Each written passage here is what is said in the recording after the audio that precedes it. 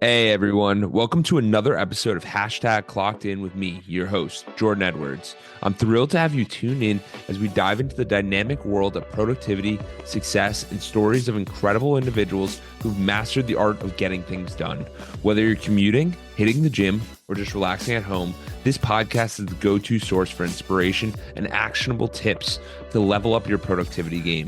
I'm on a mission to unravel the secrets of those who seem to effortlessly manage their time and achieve their goals. So if you're ready to clock in and unlock your full potential, you're in the right place. We've got a lineup of amazing guests, industry experts, and thought leaders who will share their insights and strategies to help us crush your to-do list and make the most out of every moment. Get ready to get inspired, motivated, and equipped with the tools you need to supercharge your productivity. This is Clockedin with Jordan Edwards. Let's dive in. Hey, what's going on, guys? I got a very special guest here, Haroun. Chris has sold more than 1 million of his online Udemy business and self-improvement courses in 12 languages in 196 countries. His courses have been profiled in Business Insider, NBC, Forbes, CNN, and Entrepreneur, and many others. Chris is also the author of a #1 best-selling online course called An Entire MBA in One Course and many other courses. He's the author of the book 101 Crucial Lessons That They Don't Teach You in Business School, which Business Insider wrote is the most popular book of 2016. Forbes called it one of 6 books that all entrepreneurs need to read. And he is also the founder and CEO of Haroun and Education Ventures, Inc., an award-winning business school professor, MBA graduate from Columbia University, and former Goldman Sachs employee. He has raised and managed over $1 billion in his career. He's also founded several companies and served on the boards of several Bay Area companies and charities, including the Limo Foundation, and providing opportunities for women. He lives in Hillsborough, California, with his wife and 3 sons, who all love the Toronto Blue Jays. Chris, how are we doing today? Yeah, well, thanks so much for having me on your podcast. I appreciate it. It's good to be here. Good to be here. And thank God that baseball is not on strike anymore. Because as you mentioned, my 3 boys and I, we love the Toronto Blue Jays. Yeah, we love that team. Baseball is my passion. I have a lot of baseball references in my courses, speeches, etc. So yeah, thank you. I love it. And so for you, Chris, I know you've had a different career path than most, but where did your career start? Yeah, thanks. So I started out working in the consulting industry at Accenture in Canada and the United States and the Caribbean. And so what happened was I was a programmer there for about 4 years, and I wanted to work on Wall Street. So I went to business school, eventually worked at Goldman, Citadel, big hedge fund, venture capital firms, et cetera, started my own companies. And the problem with me, one of my many problems, is I was never too happy in these companies. My happiest day was always the first day when I got the job. And I thought, am I clinically depressed? What is wrong with me? I work hard to get jobs and I'm not happy. And I remember every bonus season, and the cancer of Wall Street is what I'm about to explain. Every bonus season when I worked at Goldman Sachs and other places, nobody was happy because everybody compared themselves with those that make more. And the only time you should look in your neighbor's bowl is to see if she or he has as much as you do, not if you have more. And so I read this book by the Dalai Lama that kind of changed my perception on life and my career. And the book is called The Art of Happiness. And I recommend your viewers and listeners read it.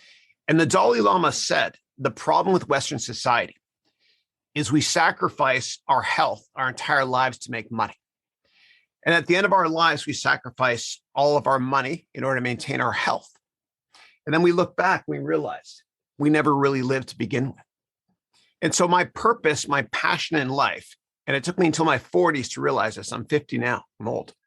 But my passion in life is teaching. And so during the evenings when I worked in venture capital, I would teach, and I loved it. And it was never about the money. Last thing I'll say in this is that if you chase money, you'll lose your dreams and your money. But if you chase your dreams, as long as you're willing to fail a lot and not care what people think you, then something wonderful happens. Your dreams come true and the money follows accidentally. It always does. That's fascinating. And this is one of the major reasons I wanted to have you on here Thank you. is because we've been, I go through this right now. I'm 26 years old and I'm always debating, is it the money? Is it success? Like, what is success? Where does it all happen? Where does it all align? And exactly what happened to you. It's really fascinating because we never take time to do that. We go, oh my God, I'm a VP now. I'm Yeah. the man. I'm doing well. And it's not about any of that, but it's more about what makes us happy. Yes. So, what gave you the courage to really take that jump and that leap? And did you expect it would be teaching? And most people think teachers they don't get enough money, or they're college professor. Yeah. Exactly. So, Yeah, I felt alive when I would teach. And I guess the thing that pushed me over the edge to want to quit venture capital, which was fun, was I taught during the weekends at this charity for free, obviously, called the Limo Foundation in East Palo Alto. Now, in the San Francisco Bay Area, East Palo Alto is an area where only 40% of people have high school degrees, and there's a lot of deadbeat fathers. It's very sad. And so what we would do is we would teach these students on Saturdays. And so one day in January of 2016, I created this one-day event for them, and I taught them, called an entire MBA in one day. And I just did it because I want to help them. And then the next day on a Sunday in January 2016, I put up a camera at home and I just started recording myself. And I recorded for like 8 or 9 hours straight. I called it an entire MBA in one course. And I put it online to help people. Again, it wasn't about the money. And then I'm very humbled to say that it got a lot of write-ups and stuff. Yeah, but I felt alive. And for me personally, I believe that if you give, you'll receive. It's prophetic. It's been true since the beginning of time.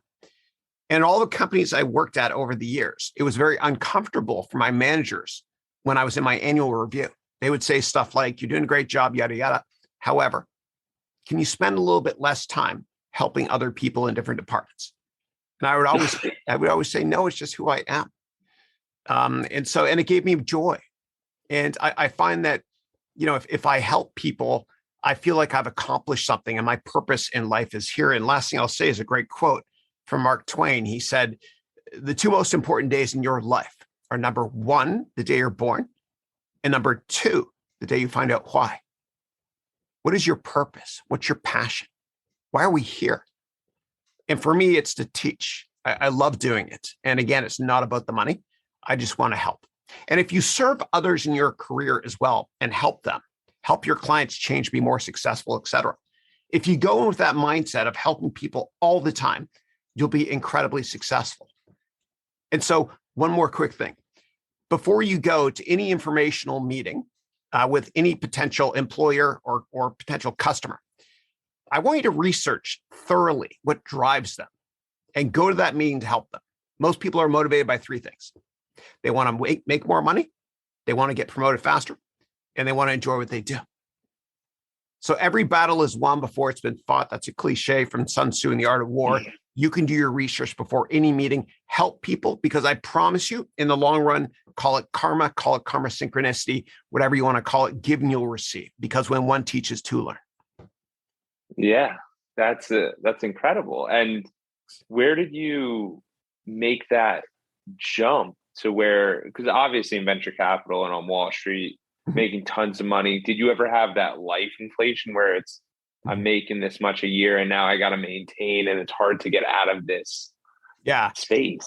I never had that problem because I've always lived below my means, always. Now, the problem with Wall Street, and I had friends that went to jail and they worked at hedge funds like Galleon, for example, where there's a big scandal with Raj Rotman about a decade ago. And I talked to my friend, and by the way, when you go to jail and you're on Wall Street, everybody runs away from you. They don't want to know you. I run towards you because I want to help. And I asked my friends that were affiliated with that, why'd you do it? And of course, there's never any excuse for breaking the law or ignorance of the law. And the reason was because they lived above their means. And so, for example, Galleon, which was a hedge fund in New York City, I had friends there that lived on the Upper West Side. They spent 30 grand a year to send their kids to preschool. It's crazy. And if they didn't make a great bonus every year, their standard of living will go down. And so if you live above your means, what happens is it pressures you to kind of do unethical things. So I always recommend living below your means, and I've always done so. Yeah. Yeah, I realize that a lot. And just in my age, as people are growing, you see them doing more and more extravagant things to the point where it's like, we can do that, but you need to be in a good place, because financial literacy is something I'm really passionate about, and it's never taught. And that's what I find interesting about your work, is that you're teaching these courses that no one ever speaks about. No one ever talks about it. And in work, you're so focused on, I have to do my job well, not how do I save money and grow this big nest egg so that it gets to the point of I don't have to work. It's fascinating, because I found that after I graduated, I went to Columbia University for an MBA in finance. And after I graduated, I remember calling my buddies and saying, hey, I'm going to buy an apartment. How does a mortgage work? And their response was, well, they didn't teach us that in school. And so I realized that business education doesn't teach you stuff that will make you successful. For example, they don't teach you how to sell. They don't teach you how to present. They don't teach you how to manage your money. They teach you how to manage other people's money. They don't teach you how to get a job or any of these basic skills you need to learn to be successful. And that's why I wrote my book here, 101 crucial lessons they don't teach you in business school, because it was kind of a pain point for me that I'm spending all this money going to business school, and they teach me stuff that was relevant literally last century and bogus theory like supply and demand graphs. And so I'm passionate about teaching people that have no background in business or a lot of background in business how to start a company, how to manage your own money, etc. And last thing I'll say in that is, ask anybody with an MBA from any school, so you graduated, do you know how to start a company now? The answer is always no. So in that, just the points you brought up, do you think it was worth it to go through that experience of the MBA? Like, do you think education is something we definitely need to do? I mean, obviously there's different forms of education, but. Yeah. So what I would say is this: if you're considering getting an MBA from a well-known school or an expensive school, what I want you to do is this first, and this is going to sound out there. I want you to set up 100 informational meetings and see if you can change careers. And after all 100 meetings, if you can't do it, then consider getting an MBA. Now, if you pretend that each one of those 100 meetings costs you $1,000 or saves you $1,000, well, an MBA costs $100,000 in terms of lost wages, rent, all that tuition, et cetera. So if you do 100 informational meetings and you still can't change careers, then consider going to a traditional business school. Otherwise, I don't think it's worth it. Yeah. And that's not an opinion you hear too often. Yeah. It's getting pushed because everyone believes that this is it and it's what we're told to do. Yeah. The problem is this also, the USC scandal from last year broke my heart, because that's just people who got caught. Why is it that extraordinarily wealthy people, have their children attending the best universities? Are their children smarter and better than everybody else? God, no. God, no. People will donate lots of money to universities, which are basically bribes. And this whole elitist system of, legacies, it's just not fair. It's not fair. And so I think that my children, this is the last generation, they're a bit older now. This is the last generation that feels like they have to go to university or consider it. I think in my lifetime, only 50 universities are going to be around. And so a lot of great companies, they don't require an undergraduate degree anymore. Look, companies like IBM, Google, Apple, Facebook, Wells Fargo, and many others. I really do believe that your network is your net worth, and that relationships are more important than product knowledge. And it gives me a lot of pride and happiness to know that I can help my students, whether they have absolutely no money and just listen to my webcast, or they take a couple courses, or they take my MBA program. I love the fact that I can help them get their dream jobs by networking. One more quick thing I want to say about this, because I know some people listening will think that's ridiculous, Chris. Give me examples. Well, a lot of people started in the mailroom at companies, and they eventually became billionaires, starting their own companies, or they became CEOs of companies. They have high school degrees only, and they networked a lot. Like in the morning, they'll come up to you and say, here's your mail. Did you see the Toronto Blue Jays beat the Yankees again, like they always do? So I'm a little bit biased there. You know what I'm getting at. But I'll give you examples. Barry Diller, as well as David Geffen, they started in the mailroom. Okay, they're billionaires. Sidney Weinberg, who's the former CEO of Goldman Sachs for a couple decades, started in the mailroom. You have Simon Cowell from American Idol, started in the mailroom. The list goes on and on and on. And so what do all these people that start in the mailroom, for example, have in common? They can network.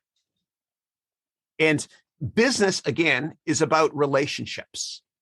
It's not about what you know as much. And that's why a big rookie mistake when it comes to going to meetings is we jump into business. You can't do that. You got to bond before business. Business is about people first, business second. Network aggressively because, again, your network is your net worth. And I was doing some research on you prior. And what was the ways Did you find out about my criminal records in 7 countries? Are you going to edit that out?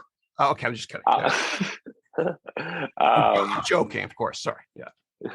Yeah, I noticed that you had an ability to meet some of the most influential people in the world. Yeah. Really fascinating stories. But what do you think would be the biggest action step for people on the call? Obviously, we could say network. Yeah. But it's really different when you're speaking with the CEO versus the first analyst. That's a different type of networking. Yeah. And I always love going right to the decision maker because you got nothing to lose. So a couple of ways to do it. Number one, you can leverage LinkedIn. I explain how to do this in my YouTube videos, whatever, but you can leverage LinkedIn and set up informational meetings with people who have something in common with you. And let me paint a picture here. Okay. So let's imagine you're 26, you'd mentioned. Okay. So let's imagine it's 20 years from now. You're 46 and you're way more successful than you already are today. And somebody reaches out to you and sends you a message over LinkedIn or a written letter. And they say this, John, for example, I know your name is Jordan, just an example. John, hope all is well. I also went to the same school as you did, and I'm also from the same hometown as you, and you list those. Please let me know if you have time for a quick coffee. Thanks, Chris. You would accept that meeting because you're helping yourself, a younger version of yourself out. And so we have to look for commonalities and ask people if they have time to mentor us. And most people will take that meeting. You'll be surprised. You'll be surprised. People want to help you. All you have to do is ask. Now, don't say why you want that meeting. Don't say I want a job or something, because they might feel bad they can't help you and they won't respond. You keep it short, less is more. And I know for a fact that everybody listening to this podcast has opened every single LinkedIn email they've ever received, but they haven't opened every email. And so the way you do it is you do an advanced search in LinkedIn. And you search for, again, people that went to the same school as you, and maybe they're from the same hometown. And you just send them that message. Keep it simple. Subject line is hi. Contents of the email is as follows. John, for example. John, hope all is well. I also went to University X or High School X, and I'm also from the same hometown as you, which is X, whatever. Please let me know if you have time for a coffee. Thanks a lot, your future boss. I'm kidding about the last part. So thanks a lot, Chris. People will do it. They'll help you. Now, in terms of getting meetings with CEOs, what's helped me out a lot in the past is really easy common sense stuff like this. And anybody listening that's a salesperson that wants to reach a CEO, you're going to love this. Go to annual shareholder meetings. Anybody can go. I used to go all the time, and I would get one-on-one time with the CEO and CFO, and they wouldn't leave until I would leave. And here's why. And I'm nobody. When you go to an annual shareholder meeting, and you can't access all of them, but most you can. When you go to an annual shareholder meeting, hardly anybody attends. And maybe some older investors, you get bad coffee. It's true, the coffee's always bad. And then right at the end of the meeting, what you do, and by the way, at these meetings, a lot of members of the board are there and important people and other employees. And at the end of the meeting, you go up to the CEO and you introduce yourself. Now, the CEO is not going to brush you off because you might be a potential customer, business partner, whatever, and people in the audience are watching. People on the board, investors, other employees, et cetera. So they want to set a good example. So you talk to the CEO and you tell the CEO something along the lines of you'd love to work there. You're very passionate about the product, service, et cetera, or whatever it is. Say you're interested in helping them to change their business to be more successful by selling your product to them, whatever it is. And the CEO, if they can't help you, you tell them, is there anybody in your organization I could reach out to help you save money? Or to potentially, I'd love to humbly be a part of your organization. I'll work for free. Of course, they won't say you'll work for free, but if you say that, they might tell you, okay, talk to Joanne Smith in the finance department, or Jonathan James in the HR department. And then you follow up and you email those people and you say, I met with your CEO and she or he mentioned I should reach out to you. Please let me know if you have time for a quick coffee. This works. I've done it. Anybody can do it. Again, you can't access all CEOs in all annual meetings, but you can get access to them if you try. Everybody is approachable. Yeah. And the thing I love about that strategy is the barrier to entry is so small. Yeah. It's not this, you got to spend $50,000 to go to this thing and totally these people. Totally. And what you can also do is you can be a little bit creative with items you send them. So I got a handwritten note from somebody who's a Toronto Blue Jays fan. And of course I call them back, or they'll send me an email. The subject line is, did you see Vladimir Guerrero home run last night when we beat the Yankees like we always do? And of course I'll respond as well. Yeah. But no, you got to be creative as well and think differently, because very successful entrepreneurs and CEOs, they have one thing in common. They're great salespeople. And if you reach out to them in a unique and differentiated way from a sales perspective, they'll respect that and they'll take your meeting. I'll give you an example. So years ago, I was at a Tony Robbins event and I met Tony, and he invested in one of my companies years ago as well. The guy's larger in life. He's amazing. When I shook his hand wrapped around mine like 8 times. He's a big guy. Yeah, but he's a real deal. But I went to a Tony Robbins conference, and one of his customers, one of his clients there, was the CEO of a company that sells to steel companies in Cleveland. And he mentioned this customer of Tony's, this client, how he got his first big contract. And here's what he did. He got a really nice box, pine wood, small box. And he got an old silver dollar from the 1800s, which is worth more than $1.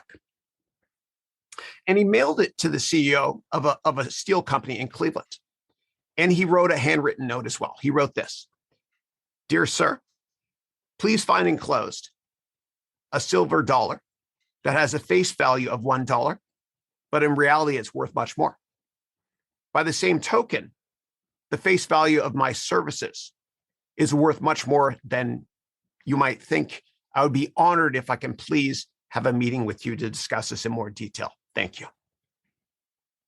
So if you're creative like that and think differently, again, you're appealing to salespeople. CEOs and entrepreneurs are salespeople.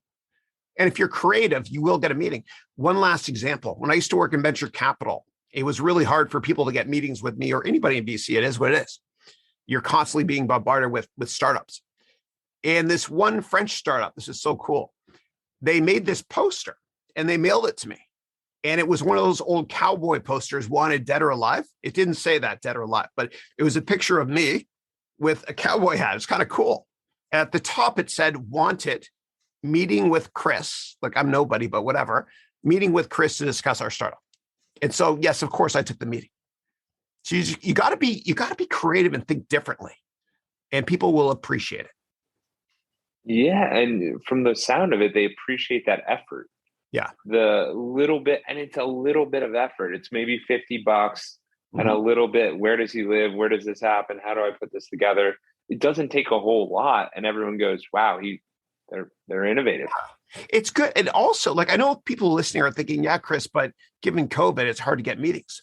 I've had people reach out to me really creatively, and they would say, "Virtual coffee?" ? And I'd open it, and it was a picture of a salesperson with a Starbucks cup with my name, Chris, written on the side of it. And just, do you have time for a quick Zoom meeting? And people think that, oh my God, I can't network now because of COVID, so I can't do it. No, it's even better now because nobody is reaching out, setting up virtual, Zoom meetings like that. And Zoom is free to use as long as the meeting is less than 45 minutes and as long as you have fewer than 100 people on the call. It costs you nothing. I love that strategy. That's honestly one of the reasons I started the podcast. Yeah. Is because there's people that you can't get on to grab that virtual coffee because their time is what it is. It's more valuable. In which case, if I can market to you, then everyone gets to hear our conversation. Yes. But it's that 10 minutes afterwards where you can have a deeper conversation and whatever it is. That's what I found so interesting about podcasts. It's great. And another thing I recommend that your listeners do is before any meeting you have with anybody for the rest of your life, go to the Twitter profile of that person and see who they follow. If they follow, Blue Jay players, the Toronto Blue Jays, then that's what you'll talk about in the meeting. If they follow, I don't know, Will Smith, you can talk about his awesome book called Will. If they follow a sport, you can talk about that because sports is always great boardroom talk. And you got to bond for the first 10 minutes of every meeting first, because you'll never get that second chance to make that personal connection with whoever you're meeting with. Yeah, it's getting that emotional rapport. I completely agree. Yeah.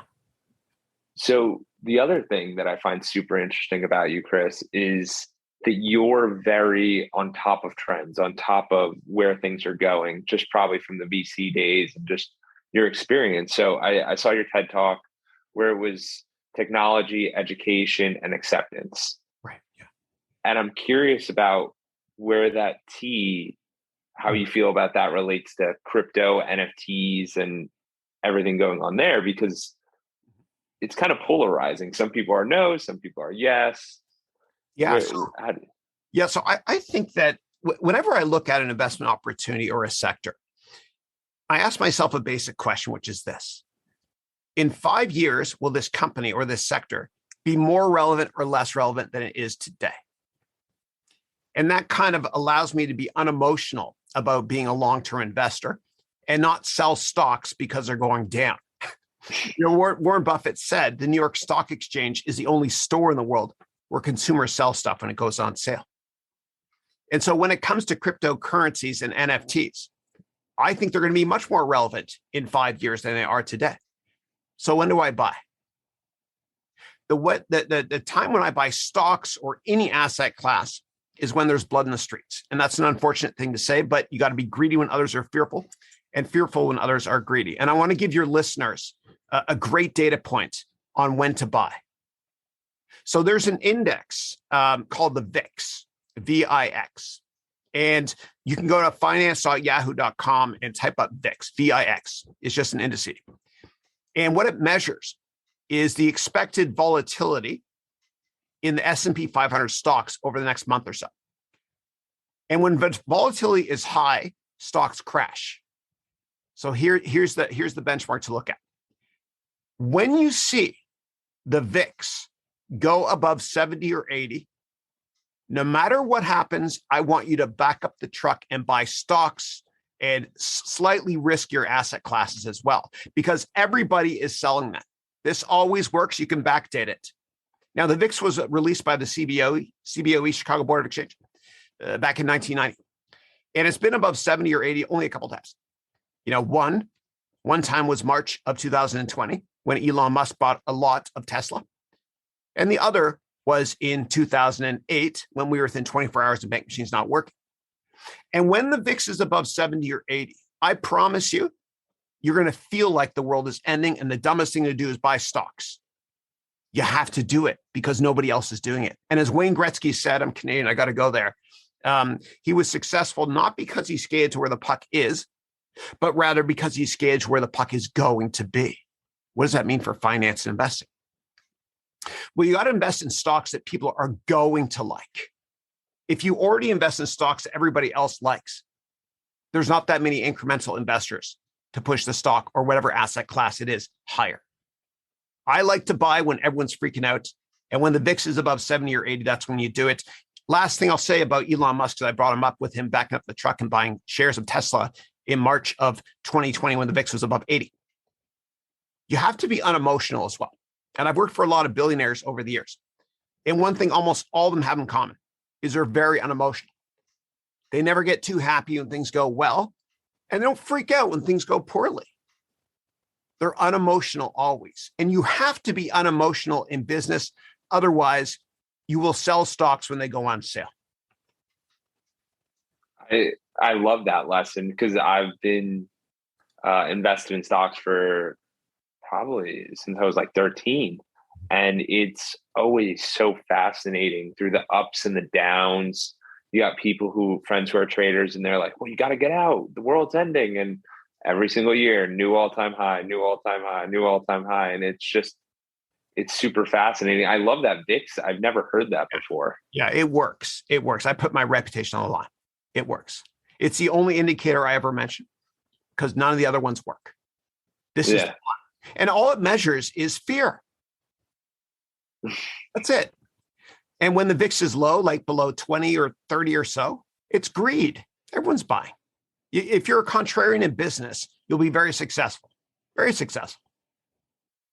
Yeah. And not a lot of people realize that it just takes doing the opposite of what everyone else is doing, especially in investing, to be a winner.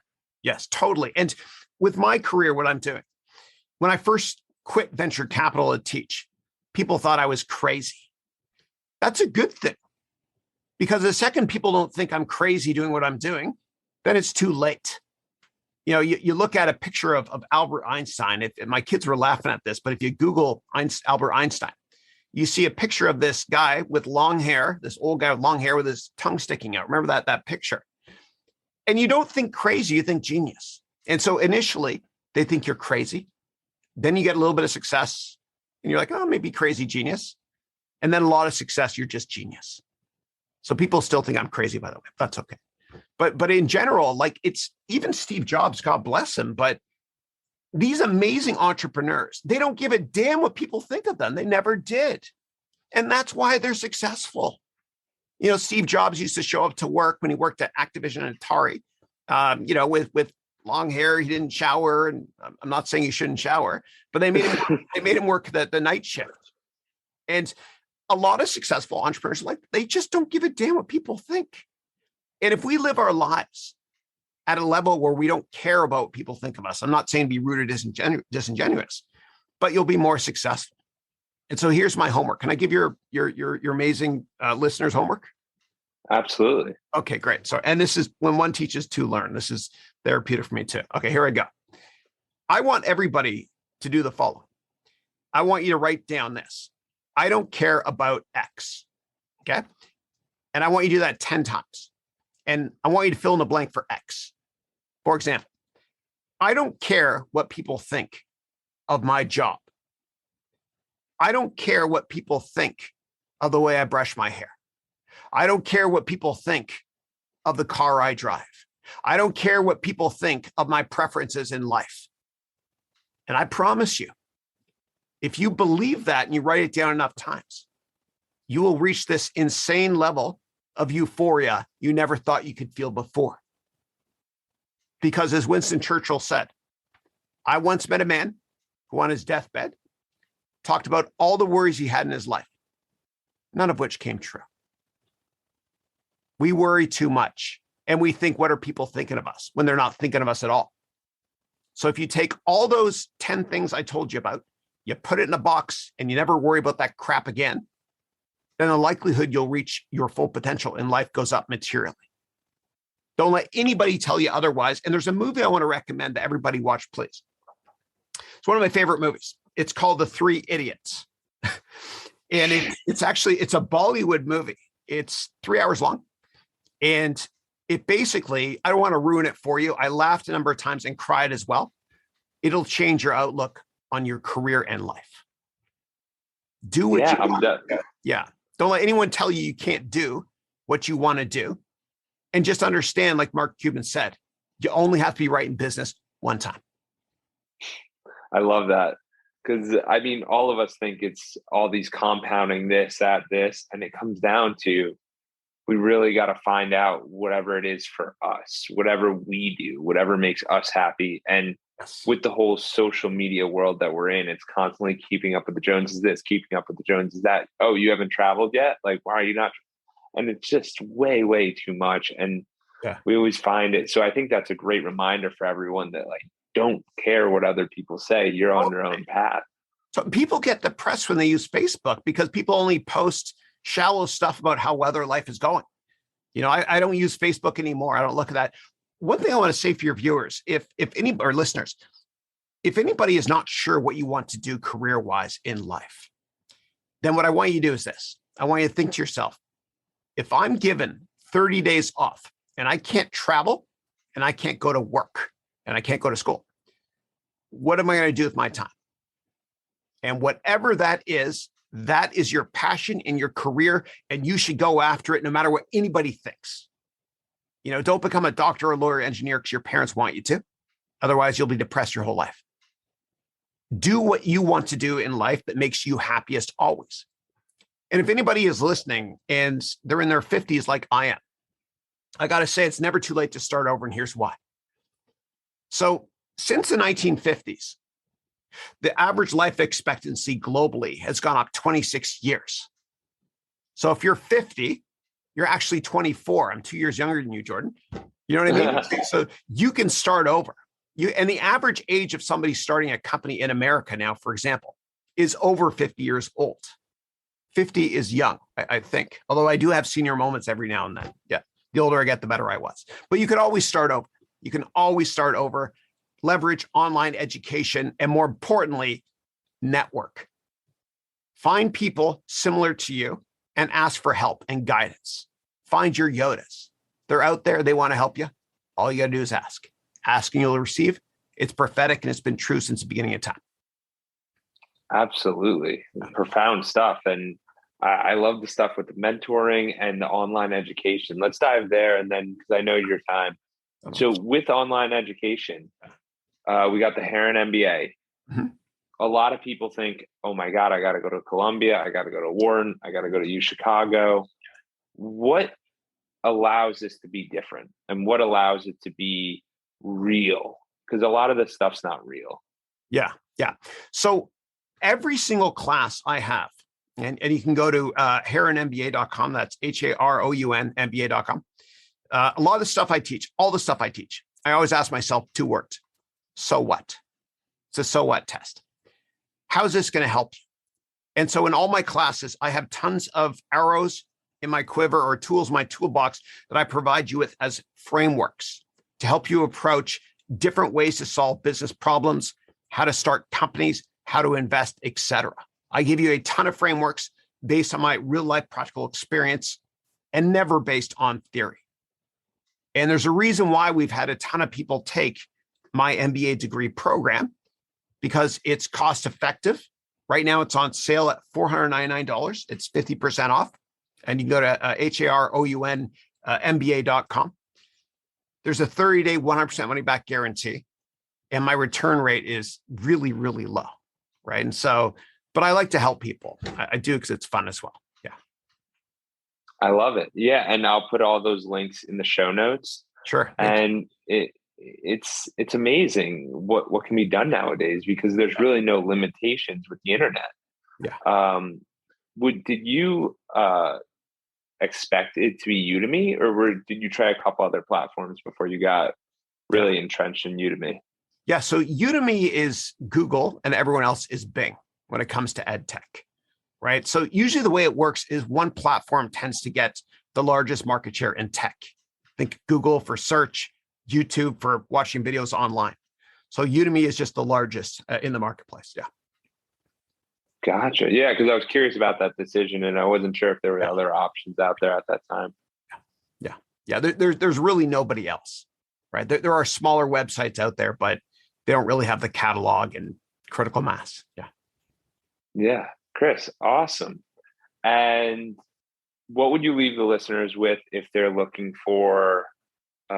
Obviously, you've left so many nuggets today, but if they're looking for career advice or financial literacy or whatever you think is the most important for someone to take away today? Obviously, you've given us our action step to write down that we don't care about those exterior motives, but what is it for you? Yeah, a couple of things. I would say that before investing in any stock or before starting any company, please do a detailed write-up first. It'll stop you from making mistakes. It's a safety net as well. And a lot of people start businesses without writing a business plan. And failing to plan is planning to fail. And starting a company, it's one of the most important decisions you'll make in life. If it doesn't work out well, you can lose a lot of money. Your social life gets impacted, your health care as well. You deteriorate. So please, please, please, before starting a company, write a business plan first. And as part of my MBA degree program, I have a venture capital boot camp as well, based on my work experience working in venture capital and teaching, et cetera. Now, when it comes to investment write-ups, before you invest in a stock, write down why you want to. And I provide you with one-page templates that analyze fundamentals, valuation, and technicals, and 150-page templates I have as well if you want to be a very long-term investor. And by writing down your thoughts on why you want to buy a stock before you buy it, it'll stop you from making dumb mistakes.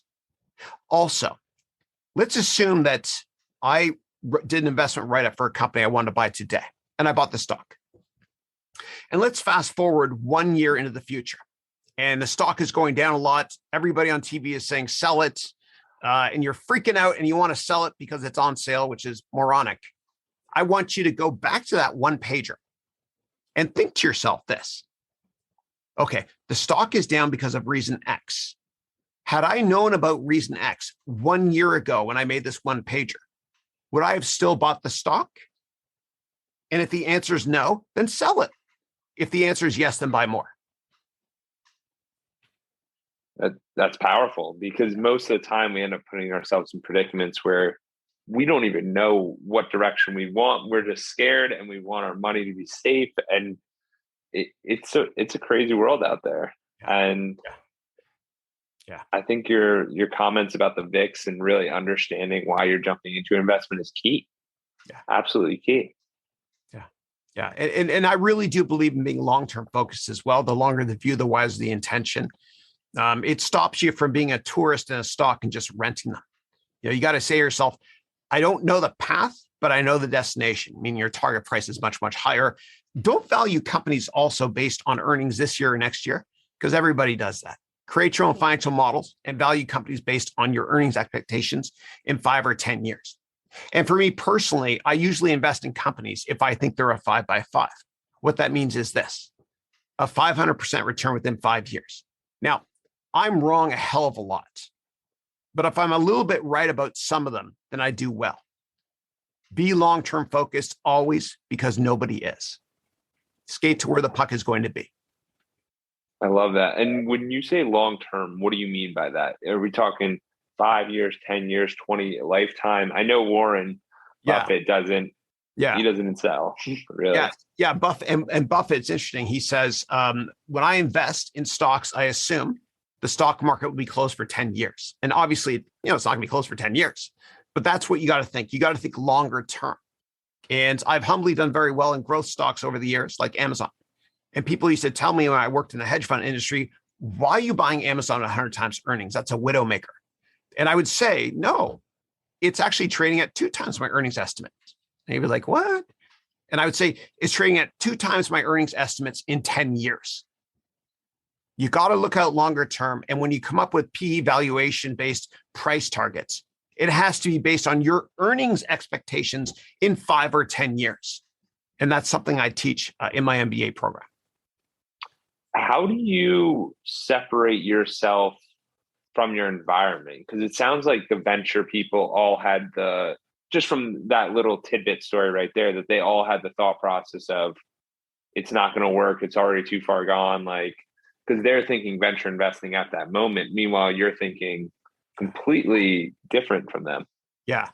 It's when you work in venture capital, there are different pressures because you have to deploy capital. You have to invest now. Otherwise, you don't get fees, right? And so it's different. And it's tough because you want to chase waves and look for the next trend everyone's looking at. The problem is you have some of the best, there's a lot of great people that work in VC, right? But there's a lot of sharks too. But a lot of the venture capital partners are great salespeople as well, right? And so there's this element of co-opetition. You compete against them. And then if they beat you, their companies need to raise money again in the future. So they call you. The bottom line, though, is always do your own research. And I don't want anybody to, watch CNBC and listen to these well-spoken mutual fund managers tell you what to buy and sell. Always do your own research. Never read editorials. Always do your own research and be long-term focused, because everybody has a bias. Even these bankers that get on television, these analysts, they'll say there's a Chinese wall separating banking from their trading division. They're biased. They're all biased because they might own a stock, or their clients own a certain stock, or their company might want to do business with large firms that do M&A, so they won't say negative things about companies. So you just got to put horse blinders on it. Always do your own research. Don't listen to me or listen to anybody. And I humbly provide my students with lots of tools to teach them how to fish instead of providing them with a fish. Always do your own research, because as Steve Jobs said, nobody is smarter than you. Yeah, I love that. And so what do you think about the people who are at their jobs? They're happy doing that, but they're not that financially literate, because we seem like we're kind of diving into the financial world. I mean, what would you recommend for them? Yeah. If you don't have time to do research on individual stocks, then rather than buying mutual funds, I recommend buying ETFs, exchange traded funds, because ETFs outperform mutual funds and the fees are way lower as well.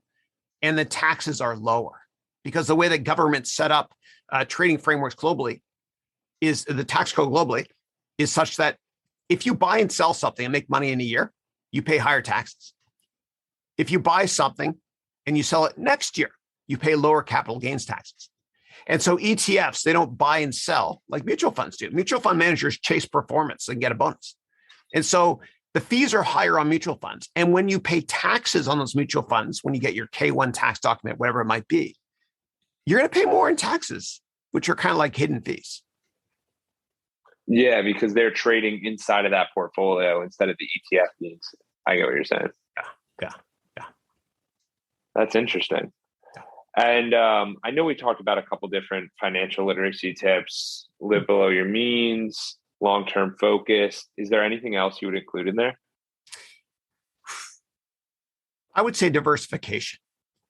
So there's this old rule. This is antiquated, but you take 100 minus your age, and that's the percentage of your portfolio that should be in growthier or slightly riskier assets. I'll give you an example. If you're 75 years old, 100 minus your age of 75 is 25. So 25% of your investment should be in growth-oriented companies, and 75% should be in lower risk. If you're 25 years old, 100 minus 25 is 75. 75% of your investment should be in slightly riskier or growthy investments, and 25% in value investments, because you got the rest of your life to kind of make it back. Also, diversification is crucial.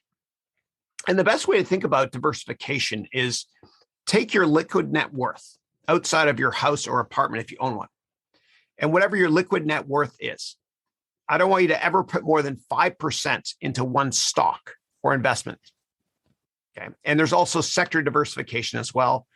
Don't invest only in the tech sector. Don't just buy stocks. You want to have a diversified portfolio of stocks, bonds, commodities, and REITs if you can't buy real estate. It's real estate investment trusts. And I teach this in much more detail in my MBA program. Yeah. Awesome. Yeah. And there's just no one's talking about this stuff. So Chris, I definitely appreciate you going out of your way, creating the MBA, putting all the free content on YouTube. It's changing people's lives. Thank you. I appreciate that. And again, when one teaches, two learn. Yeah, absolutely. So Chris, is there anything else that you want the audience to know, or because we're kind of winding it down? Obviously, we want to check out HarounMBA.com for all those learnings. Yeah. Well, I would say think long-term about your career. And so what Jeff Bezos does at Amazon, or used to do when he was CEO, is he would have all of his product managers write a press release today that's going to come out many years in the future. For example, Amazon Prime, that product manager would write a press release today coming out in the future. Same thing with AWS, Kindle, et cetera. And then what he does is that's kind of a gap analysis. It kind of shows you where are you now and where do you want to be in the future? How do you fill that gap? By the same token, I teach my students and I recommend that you write your resume today that's going to be in 10 years. And I call it your simple, perfect resume. And by doing that, there's a gap and you work on how to achieve those gaps. Goal setting is crucial as well. And so at Yale University in the class of 1950, they asked, what percent of you have written down your goals? And only 3% had. Then 20 years later, in the class of in 1970, they asked those same people that graduated in 1950 what your net worth is. And the net worth of the 3% that had written down their goals was greater than the other 97% combined. And so what I recommend, in addition to creating your perfect resume 10 years in the future today, I recommend that everybody write down your goals and put it in a calendar entry on your iPhone or Android handset that repeats daily at, say, 5 a.m. And in brackets, put down your deadline date as well, because most people give up on their New Year's resolutions by the third week of January because they don't set deadline dates. Yeah, Chris, the thing is that Yale comment was so profound to me that I literally put my goals up on the wall.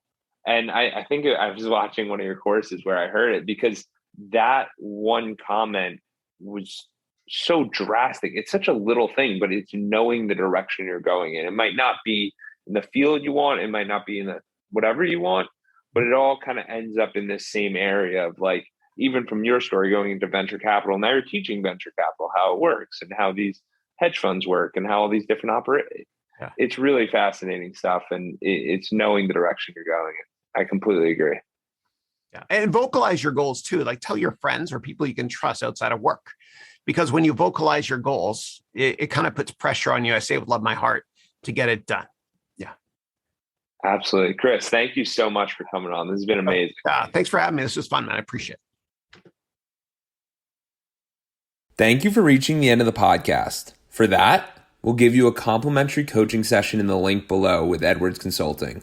Hope to see you there, and have a great day and keep clocking in.